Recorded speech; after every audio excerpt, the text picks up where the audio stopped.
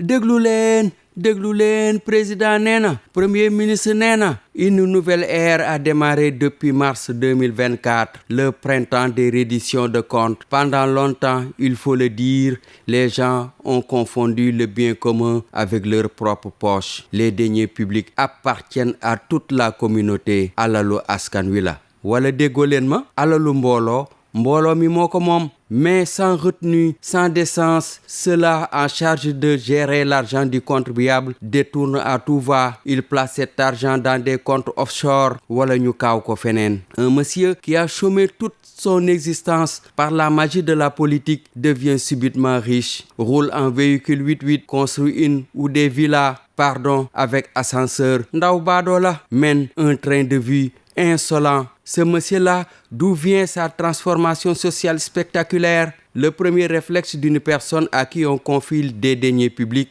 ou a accès à ses ressources. Son premier réflexe, disais-je, c'est de bouffer. Oh yërmande, am leen lu ngeen di rus, mon Dieu. Chaque jour, avec son scandale financier foncier, si on y prend garde, ces fossoyeurs de la République vont se partager la mer. Les Sénégalais, dans leur majorité, ont longtemps souffert de la dilapidation de leurs biens par de malhonnêtes gens. Ces détournements, c'est pas nouveau de. Qu'est-ce qui est à l'origine du collapse de la banque USB, BNDES, ONCAD dans les années 80? Une présidente d'une organisation humanitaire fii ci réew mi laa wax a détourné 1,2 milliard à cette époque. La seule sanction qui lui a été infligée, c'est sa radiation de la fonction publique. Cette affaire de la Croix-Rouge a même été évoquée dans une thèse de doctorat. Ma dolli leen beneen, une femme, 1 gramme d'or pour venir en aide aux Sénégalais qui ont rudement subi les affres de la sécheresse de la fin des années 70, début 80. Ana or ba ma ne